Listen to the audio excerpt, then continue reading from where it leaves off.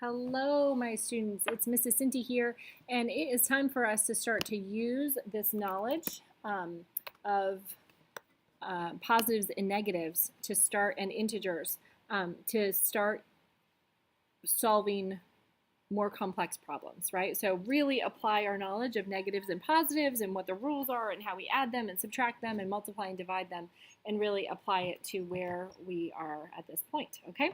So very exciting. Let's go ahead and begin by reminding ourselves about the order of operations, okay? We've worked on it already. You've worked on it multiple times in your lifetime already, but now it's time to make them a little bit more complex. Okay, so order of operations. Let's go ahead and make our list right here. The first thing that we're always going to look at is the grouping symbols. Okay, grouping symbols. Now, grouping symbols, there are many different, there are quite a few different ones. Okay, there are the braces. Okay, these are the braces. Okay, there are the brackets. Okay, so you do whatever's in the braces first, then you work into the brackets, then you work into your parentheses. Within those parentheses, you can sometimes have that division line, right? Like 5 plus 2 over, I don't know, 3 or something like that. And those can be in parentheses. You have to do this part first before you divide it. Okay, so that's something to pay attention to, is that this division line right here is also considered a grouping symbol. Okay, so whenever you see that, you got to go there. Number two, second thing you got to do is exponents, except if the exponent is sitting on the outside of the parentheses. So if it's like 5 plus 3 with the 2 on the outside, you have to do what's inside the parentheses first, and then you do the exponents. So this is an exception, I guess, an asterisk. So don't get confused by those notes. You would do 5 squared plus 3. This is when you would do the exponents first. You get the 25, and then you add the 3 after that. Third thing is multiplication and division, moving from left to right. Okay, so you can't just pick and choose which multiplication or division you want to do. You have to move from left to right, as is the case with addition and subtraction. Again, left to right. You can't pick and choose what looks easiest and most fun to do, although sometimes that is fun. Okay, let's go ahead and work on some of these problems. Now, in these cases, the way that I've asked you to maybe set up your work, and this should be in your notes, so I'm going to erase it now because you have it in your notes now. The way that I'd like you to do your work is, like, if this is problem number 1, you draw a line on the far right of your paper, leaving some space, and this is where you kind of work out your problems, okay? I tried to pick some more confusing and more complex ones. Maybe I should start with an easier one, actually. Let's say that we are going to do this problem first, okay? -5 plus 3 times -13, subtract a -20. Okay, so the question is, what are we going to do first? And this is what I would like you to be doing, okay? With a highlighter or with a different color ink, I'd like you to circle the things that you need to do first. One thing to remember is that from now on, the sign in front of the integer that you're working with is the sign of the integer. Okay, so this is multiplication times a -13. This is subtract a -20. Those are the things to pay attention to.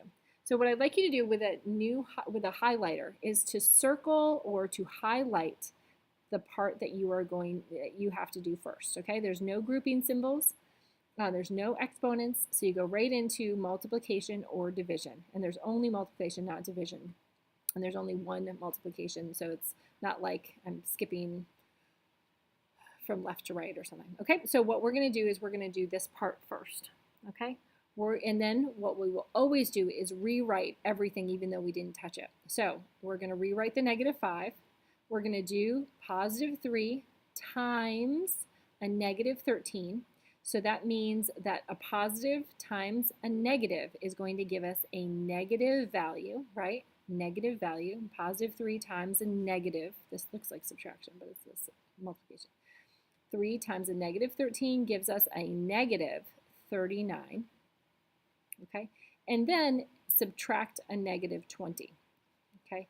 Which rubs me that I have to rewrite that because we could just do keep, change, change, but we can do that after. Now we do no more multiplication or division. Now we do addition and subtraction from left to right. I'm going to change colors just to keep it interesting. Addition and subtraction from left to right looks like it's just addition and subtraction, so we'll move here. So I would circle this, okay, circle this, and then a negative 5. So keep, change, change. We can't have subtraction anymore, right? So negative 5 plus a negative 39 gives us a negative 44, okay, because two negatives added together are keep the sign, okay? And then we bring this down again, negative, subtract a negative 20. Now a new color, because we are further, we have to do a little bit more.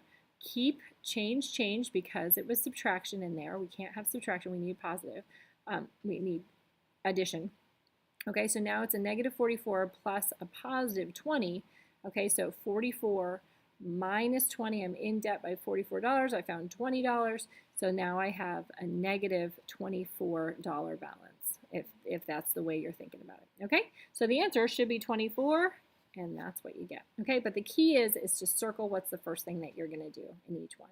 We ended up not having to do anything over here, but sometimes some people, like this might be something that I might do, right? 339 and then a negative 39, just to figure that out. But this is where the scratch work goes. This should not be in this area at all. This is just the systematic moving down of the things. There's no equal signs as you're noticing. We're just working down as we go. This is exactly what your paper should look like. Let's go ahead and do another problem. Okay. One more, and then I'm going to set you free, and then you just have to ask me questions, okay? You've learned everything that you can. Now it's just applying it. Okay, so let's go ahead and say 150 divided by negative 75, subtract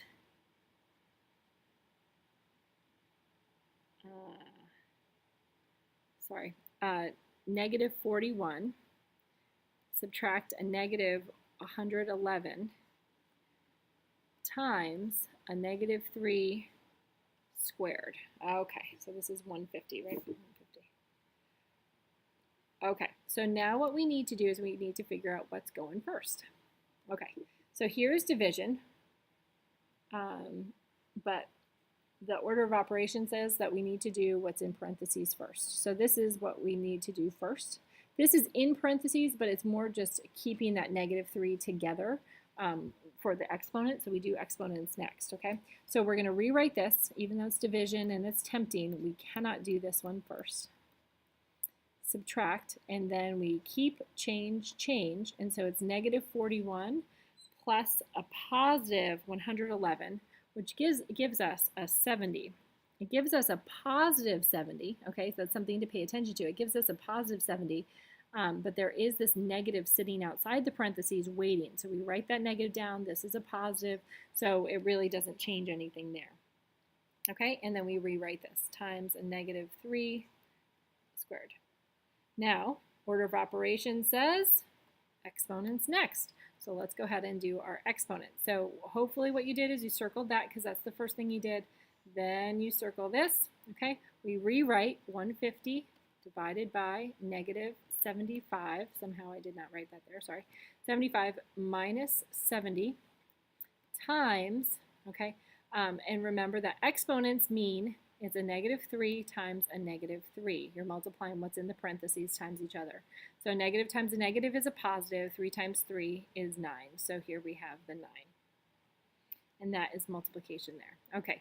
Now we look through, there's no more grouping symbols, no more exponents, so now it's multiplication and or division, depending on what comes first, and I am seeing that division first. Okay, so I'm going to do this part and circle it to identify that that's what I'm doing. So it's ultimately 150 divided by 75, which happens to be 150 divided by 75 is 2, and then it's a positive divided by a negative, unlike signs in division. And so it keeps, it's always negative. Then we rewrite our problem. 70 times 9. Okay, now what's next? Okay, multiplication and division, going from left to right. Uh-oh, I still have to do this. Okay, so this is the next thing.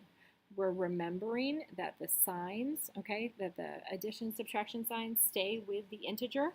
So I'm going to rewrite the -2, -70 times 9, or -7 times 9 if we remember our patterns, is 63. So it's a -63, and then we add that 0 on it too. Okay, so remember, it's a -70 times 9. Okay, we look at the integers here.